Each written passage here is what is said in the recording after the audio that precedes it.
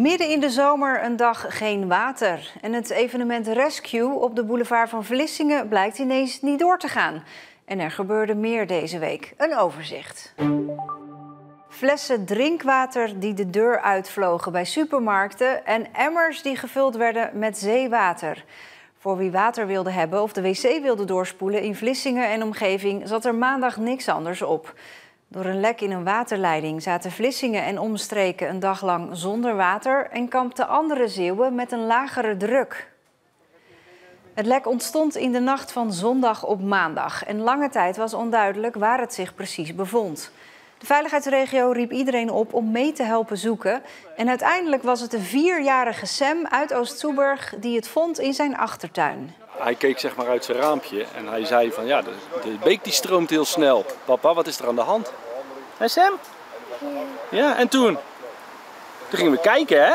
Ja. Veel mensen zijn Sam dankbaar. Ja, dat denk ik ook, hè Sam? Hé Sam, je wordt hartstikke beroemd. Ja. Ja. Bij het storingsnummer van Evides kwamen zoveel telefoontjes binnen dat het nummer overbelast raakte. Via verschillende NL-alerts werden mensen opgeroepen niet meer te bellen en zuinig aan te doen met water. Na de vondst van de lekkage is de betreffende waterleiding afgesloten en in de avond waren de problemen opgelost. Een kleine 20.000 huishoudens hadden geen of nauwelijks water. Ook in omliggende plaatsen was de waterdruk een heel stuk lager. Het betekende voor heel veel mensen geen douche, geen koffie, maar ook geen water om de wc door te trekken. Inwoners gingen op zoek naar alternatieven en vonden die vooral in de supermarkt. We werden wakker, we zagen dat niks werkte. Ja, ik ben meteen naar de winkel gegaan. Ja, ik heb een dochtertje thuis zitten, die moet ook natuurlijk gewoon de voeding kunnen krijgen. Ja, daar heb je toch water voor nodig. Meer mensen sloegen water in. In de supermarkt was er om 10 uur nauwelijks meer water te krijgen. Ik merkte wel dat meer mensen hetzelfde idee hadden als mij, geloof ik, vanochtend. De waterdruk werd gisteravond laat al minder. Vanmorgen kwam er nauwelijks meer iets uit de kraan. Ja, hij deed het ineens niet meer. Dus ik wou mij gewassen en ja, dat ging natuurlijk niet. Dus ja, het is gewoon nog maar afwachten nou, hè, hoe lang het duurt. In Hotel Fletcher Arion konden zo'n 150 gasten niet douchen of naar de wc. We hebben nu water gehaald bij de Aldi en onze eigen voorraad nog opgemaakt. Van wat we normaal het restaurant meegeven. En we hebben gisteravond ook nog de ijsblokjes en klontjes die we nog hadden. Die hebben we laten smelten eigenlijk in een pan, een laag vuurtje. Dus we hebben hier ontbeten, we hebben water gekregen, dus het is allemaal prima geregeld. Maar ja, toilet, alles waar je water voor gebruikt, tandenpoetsen, je wassen. Ja, dat is even aanpassen. Ja. Hoe doet u dit nou zonder water? Ja, zoveel mogelijk met spuitbussen. En toiletten doortrekken doen we later, als water terug is. Het is even behelpen. Ziekenhuis ADRZ heeft grote watertanks in huis en ondervond geen problemen. Ouderenzorgorganisatie WVO Zorg schakelde over op het noodplan. Op sommige locaties was er helemaal geen water. Andere locaties hadden heel gering water, druppelend gewijs. We hebben snel gezorgd dat daar in ieder geval een noodvoorziening was in de vorm van flessenwater, zodat de meest noodzakelijke zorg geleverd kon worden. Nou, ik vond het niet zo leuk natuurlijk, hè. Maar anders dan een keer maar douchen natuurlijk. Maar dat kon we ook niet bij ons. Er kwam een klein beetje uit. Niet een klein beetje. Ik maar een beetje gestopt. Ja, dat heeft de zussen gedaan, hè. En er was maandag meer nieuws over water. Boeren mogen geen water meer halen uit sloten en kreken om hun land mee te besproeien. En dat is uitzonderlijk. Waterschap Scheldenstromen liet vorige maand nog weten dat zo'n onttrekkingsverbod niet nodig is in Zeeland, omdat in vergunningen is vastgelegd tot welk peil er water opgepompt mag worden. Maar door de aanhoudende droogte is de maatregel nu toch nodig. Het waterschap vreest voor blijvende schade aan kades en oevers die uitdrogen en inklinken. Voor Tolen en een aantal gebieden in Zuid-Beveland geldt een uitzondering, omdat die nog genoeg zoetwater krijgen. Deze week ging er ineens een streep door het evenement Rescue in Vlissingen. 3 weken voordat het evenement, waar 50.000 bezoekers verwacht werden, los zou barsten op de boulevard. De gemeente weigert een vergunning af te geven. Een boulevard vol ambulances, brandweerwagens en lege voertuigen. Dat is Rescue Vlissingen, het grootste hulpverleningsevenement van Nederland. Op 17 augustus zou het evenement voor de 12e keer plaatsvinden. Maar volgens de gemeente Vlissingen zijn de plannen niet op orde en kan het feest daarom niet doorgaan. De laatste keer dat het plaatsvond, 2018 alweer, hebben we toch met elkaar moeten constateren dat het erg druk was. En dat er op een aantal plekken echt extra maatregelen nodig waren. Volgens de gemeente zijn de plannen voor dit jaar niet toereikend. Hoe regelen we grote groepen en ook bij incidenten op de boulevard bijvoorbeeld. Maar ook de medische planvorming is nog niet op orde. Er zijn veel vraagtekens bij de tekeningen die zijn aangeleverd. Kijk, ook voor ons is het balen, laat ik dat nou maar eens heel simpel zeggen, dat dit evenement niet doorgaat. We zijn maanden met elkaar al in gesprek en daarbij zijn ook echt indringende adviezen gegeven om zaken aan te passen. Helaas is dat onvoldoende in de aanvraag teruggekomen. En dan valt het doek. Voor de organisatie van Rescue kwam dit als donderslag bij heldere hemel. Volgens hen waren de zaken wel op orde om een vergunning te kunnen krijgen. Donderdag werd een uiterste poging gedaan om het toch door te laten gaan in een gesprek met de burgemeester en een advocaat. Tevergeefs. Je kan je voorstellen als zo'n grote groep vrijwilligers bezig is met het organiseren van zo'n fantastisch evenement en het gaat niet door. Ja, buikpijn. Oh, wat erg! De druiven zijn dus zuur voor de organisatie van Rescue Vlissingen, nu er een streep door deze editie is gezet. Er wordt zelfs serieus nagedacht over het helemaal stoppen van het grootste hulpverleningsevenement van het land. We moeten kijken of het nog kan plaatsvinden. Dat hangt ook af van onze achterban, onze vrijwilligers. En tegelijkertijd waar dat gaat plaatsvinden, Zeelandbreed kijken we misschien wel. En of Vlissingen daarbij hoort, dat weten we op dit moment nog niet. Je sluit niet uit dat jullie het ergens anders gaan houden? Dat sluiten we zeker niet uit. Dat laatste heeft te maken met de vertrouwensbreuk die is ontstaan tussen de organisatie en de gemeente. Rescue Vlissingen zegt te weinig hulp te hebben gekregen voor een evenement dat ook voor de stad belangrijk is. En de organisatie neemt zichzelf niets kwalijk. Ik sluit niet uit dat er misschien een fout gemaakt zou zijn, maar dan hadden we er wel van uitgaan dat we coöperatief daar met elkaar over in gesprek hadden gekund. De gemeente heeft jullie niet goed uit kunnen leggen wat er dan fout is gegaan. We hebben vanmorgen gezeten met de burgemeester en onze advocaat. Daar is meermaal gevraagd om echt in de details te treden. En er is aangegeven dat dat tijdens dat gesprek niet mogelijk was. Maar donderdag kwam wel ook een rapport van de politie naar buiten over de laatste editie van Rescue van 2018. Daar staat in dat er van alles mis was gegaan wat de politie betreft. Dat het om diverse redenen niet veilig was met zoveel bezoekers. Er zouden aanpassingen zijn gedaan door de organisatie, maar niet voldoende. En dat veiligheidsaspect is wat het evenement nu dus nekt. Bij egelopvang De Mikke in Middelburg zijn al meer dan 100 egels opgenomen. De egels hebben het zwaar door de aanhoudende droogte. Die diertjes die gaan op zoek naar voedsel, wat er eigenlijk niet is, en naar drinken. En ja, dat is er ook heel weinig, want plassen en zo zijn er niet meer. Dus ja, ze krijgen dorst en honger. De Mikke krijgt veel jonge egels binnen van wie de moeder is doodgehongerd. Soms zijn ze zo zwak en zo slecht eraan toe en dan lukt het ons ook niet meer. En dat went dus nooit. De egelpopulatie neemt sterk af, want ook de afgelopen jaren was het zo droog. Heel vervelend om te zeggen, we zijn het gewend. Want we moeten het niet gewend zijn natuurlijk. Hè? De moeders moeten het zelf kunnen. Maar ja, dat gaat dus door de klimaatverandering gaat dat dus veranderen. De bossen komen terug in de kustmarathon. Een lang gekoesterde wens van organisatie en deelnemers. 3 edities lang werd er een andere route gelopen door oneenigheid met Staatsbosbeheer. Nu komen de bossen bij Westerschouwen weer terug in het parcours. Het bos van de Manteling niet, dat is te kwetsbaar, maar de duinen van de Manteling zitten er wel weer in. Schelden, intimideren, drugsdealen. Bezoekers en ondernemers van winkelcentrum Douwendalen in Middelburg klagen al jaren over hangjongeren die overlast veroorzaken. Door verschillende initiatieven is het nu wat rustiger in de wijk, maar de winkeliers blijven op hun hoede. Rondhangen, blowen, roken, fietsen door het winkelcentrum. Geen respect hebben voor oudere mensen. Je werd gewoon uitgesproken voor alle ziektes, zeg maar, om zo maar te noemen. Ja, dat is gewoon jammer. De ondernemers in winkelcentrum Douwendalen zijn inmiddels wel wat gewend. Rondhangende jongeren zorgen regelmatig voor overlast. De winkeliers hebben zo hun eigen manier om met de jongeren om te gaan. Op een gegeven moment was ik hier aan het schoonmaken en toch rondhangen en een paar keer gevraagd of ze weg wilden gaan. Toen heb ik gewoon emmer water gepakt, emmer water door het hele gang gegooid. De schoenen waren net niet nat, maar de boodschap was duidelijk. Ik spreek ze gewoon aan op een normale manier. Ik ga niet lopen gillen, ik ga niet lopen schelden. Heeft naar mijn idee ook helemaal geen zin. Dus ik spreek ze eigenlijk aan op een niveau zoals ik ook aangesproken zou willen worden. En dat waarderen ze eigenlijk wel. Ik zie jou hier een beetje rondhangen in het winkelcentrum van Douwendalen. Doe je dat vaker? Ja, hier ben ik wel vaak. En waarom spreken jullie dan in het winkelcentrum af? Ik weet niet, het is gewoon een beetje de plek of zo. Het is gewoon mijn buurt hier zo, dus ja. Nu wordt er ook wel eens gezegd dat jullie overlast veroorzaken. Snap je dat een beetje? Ja, dat snap ik wel, maar dat zijn wij niet echt. Maar dat zijn meer die anderen die hier echt vaker zijn. In de avond en zo. De laatste tijd is het overigens redelijk rustig. Al is het wel afwachten hoe de zomervakantie gaat verlopen.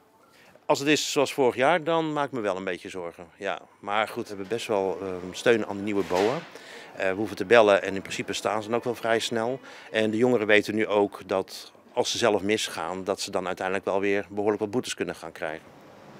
Ook Erik heeft een positieve draai gegeven aan de overlast van de jongeren. 3 van de jongens die voorheen wel rondliepen in het winkelcentrum heb ik in dienst. Die hebben wel gerealiseerd dat het een bedrijf is en dat we daar toch centen moeten verdienen. Daardoor, dat ze hebben gecommuniceerd naar hun vrienden, zijn ze bij mij voor de deur redelijk rustig en komen wel eens langs, zwaaien, maar dat is eigenlijk wel het. Ondernemer Patrick Lammers is de oom van de doodgestoken Tim van der Steen. Hij probeert die heftige gebeurtenis aan te grijpen om de jongeren aan het denken te zetten. Ik heb dezelfde jongeren die hier rondlopen, heb ik ook gezien tijdens de stille tocht. En als je ze ook aanspreekt, wat ik ook heb gedaan, dan wil ik ze er ook wel op wijzen op dat stuk zinloos geweld, meer dan zinloos. En dan denk ik ook van, jongens, dit wil je niet, hè? En je kan zelf kiezen. Kies je voor een goede kant of kies je voor die kwaaie kant. En heb je ze gewoon als individu, dan zijn het hartstikke lieve jongens. En in die groepsvorming, dan denken ze inderdaad dat ze gewoon groter zijn, stoerder zijn en noem maar op. En dan heb ik ook gezegd van, kijk wat er gebeurd is met mijn neefje. En dan wil ik niet continu mijn neefje erbij gaan pakken, maar het is hier wel gebeurd. En hij is wel gewoon vermoord en Bruut ook. En ik denk ook niet dat die jongeren dit willen, echt niet. Het gedateerde winkelcentrum wordt op dit moment opgeknapt. De ondernemers hopen dat die nieuwe look een boost geeft aan de sfeer en het gevoel van veiligheid in het winkelcentrum. Ze moeten het werk van schoonmakers verlichten en patiëntenkamers sneller desinfecteren. Robotschoonmakers. Bij ziekenhuis Zorgzaam in Terneuzen worden nu een paar van die robots getest. Die nieuwe hulpen zijn vooral een uitkomst bij het schoonmaken na een verblijf van een ernstig besmette patiënt met bijvoorbeeld corona. Nu zijn ze er nog op proef, maar over een tijdje rijden de robots misschien alle dagen door de ziekenhuisgangen. Op weg naar kamers die een grondige schoonmaakbeurt nodig hebben. Als ze het goed genoeg doen, dan kunnen ze heel veel werk van de schoonmakers overnemen. En dus echt helpen met het goed bestrijden van die virussen en bacteriën. Disinfection is starting. Please stay away.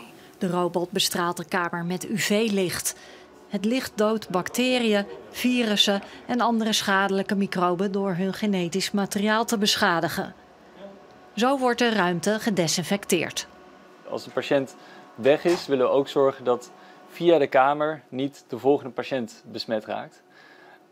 Van de oudsher hebben we daar chloordesinfectie of iets nieuwere middelen voor. Maar dat is heel veel werk. Daar weten de schoonmakers alles van. Pak jij het bed? De coronapandemie was een uitputtingsslag. Nog nooit waren er zoveel patiënten met een ernstige virusbesmetting. Het schoonmaken van 1 kamer kost dan veel tijd. Dat duurt 2 uur hoor.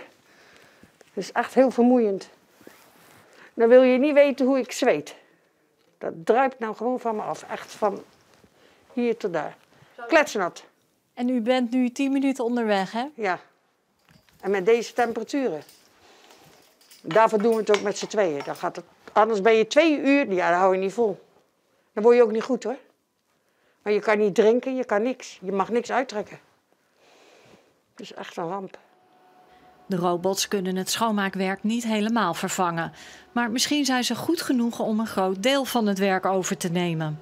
Nu zijn we aan het testen hoe goed zorgen die robots met een UVC-licht voor de desinfectie. En dan het tweede is, in de patiëntenkamer komt die straling overal. Dat zijn we aan het meten en aan het uitzoeken. Wat vindt u er nou van dat er straks misschien een robot meehelpt met schoonmaken? Nou, dat vind ik ideaal. Want voor ons is dat een hele verlichting. We hebben het nu 2 jaar moeten doen, maar dan hou je geen 3 jaar vol. Of je krijgt een burn-out. Ja, dat gaat een hele dag door, hè? Je ene telefoontje naar een ander, kamer schoonmaken. Je komt thuis, je bent helemaal weg. Dus als zo'n robot meer dan de helft afneemt, ja, dan is het te doen. Ziekenhuis Zorgzaam is een van de ziekenhuizen in Europa waar de robots nu worden getest. Blijken ze goed genoeg, dan worden ze over een paar maanden ingevoerd. Hoop van zegen. Liever gisteren dan vandaag, hè? Ja. Terwijl protesterende boeren elders in het land snelwegen blokkeren, blijft het in Zeeland rustig. Maar waarom eigenlijk? Volgens de boeren hier heeft dat alles met de oogst te maken. Nou, de oogst gaat voor en dat is ons inkomen. En ik denk dat de rest van Nederland ook gewoon brood wil kopen van de winter. En aangezien dat dit tarweveld is, dat die oogst moet gewoon richting de bakkerijen, zeg maar. Terwijl de Zeeuwse boeren voor dag en dauw opstaan om de oogst van het land te halen, leidt de woede over de stikstofplannen van het kabinet elders in het land tot bedreiging, brandstichting en het dumpen van hooi, mest en asbest. Maar hoe komt het nou dat ze hier zo rustig blijven, terwijl bij collega's in andere delen van het land het bloed kookt? Ja, we zijn misschien ietsje nuchterder als Zeeuwen, maar wij als boeren en agrariërs willen gewoon op ons bedrijf wezen en we willen eigenlijk helemaal niet demonstreren. Volgens de ZLTO, die de belangen behartigt van boeren in onder meer Zeeland en Brabant, komt de Zeeuwse gemoedelijkheid ook voor een groot deel door de manier waarop de provincie het hier oppakt. Het zou elk provinciebestuur in Nederland sieren als ze het op dezelfde manier zouden doen als het Zeeuws provinciebestuur. Namelijk samen met de boeren, met de industrie, met de andere sectoren kijken naar wat goed is voor de toekomst en hoe je de problemen op kunt lossen. En heeft het misschien ook nog iets te maken met die beroemde Zeeuwse nuchterheid? Nou, wees maar gerust dat er ook veel woede zit bij de Zeeuwse boeren en zorgen. En dat is niet voor niks. En dat snappen wij ook heel goed. De manier waarop we daar uiting aan geven, dat is dan misschien Zeeuws. Maar daar mogen mensen zich niet in vergissen. Wij maken ons ook zorgen. En wij vinden ook dat die plannen van het kabinet van tafel moeten. En daarom staan er ook in Zeeland volgende week nieuwe acties gepland. Maar je hoeft hier geen brandende hooibalen te verwachten. Nee, misschien wat gloeiend, maar geen brand. En geen geblokkeerde A58? Nee, geen geblokkeerde A58, maar wij proberen dat toch publieksvriendelijk te doen. Want de gewone man kan er eigenlijk ook niets aan doen. Is eigenlijk ook de dupe van dit beleid hier, van deze regering. Het gaat opvallend goed met de Zeeuwse horeca. De grote klap die verwacht werd na de coronacrisis is voorlopig uitgebleven. De belangrijkste oorzaken daarvan, de lockdowns vielen in het laagseizoen en toeristen besteden meer. De angst was ruim een jaar geleden groot bij de Zeeuwse horeca. Als de steunmaatregelen van de overheid na de coronacrisis weg zouden vallen, dan was de verwachting dat er veel zaken failliet zouden gaan. Landelijk gezien klopt dat ook. Sinds begin dit jaar staan er ruim een kwart meer horecazaken te koop dan vorige jaren. In Zeeland is dat niet het geval. Onze provincie doet het dus veel beter dan de meeste andere gebieden. Ik denk dat er wel een groot verschil is met de Zeeuwse horeca of de landelijke. Ik heb niet meer bedrijven in de verkoop. Wat ik in de verkoop heb is vaak wel goed. Goede omzetten, goede marges. Nee, het gaat goed in Zeeland. Er wordt geld verdiend. De Zeeuwse horeca wijkt dus flink af van de rest van het land. Sterker nog, ze doen het een stuk beter. Vooral aan de kust zijn zaken gewend dat het geld in de zomer verdiend moet worden om de winter door te komen. Dit bedrijf is hier een voorbeeld van. Alles ziet er top uit. Hebben oplossingen kunnen vinden voor het personeel. Dat is moeilijk. Wat buitenlandse jongens, dames kunnen halen. Dus nee, er wordt nu echt gas gegeven. Het gaat echt heel goed. Aan het begin van de zomer van 2021 ging de horeca weer open. En toen bleek dat de mensen veel geld wilden uitgeven. Dat merkten ze ook bij de horeca van vakantiepark Julianahoeve in Renesse.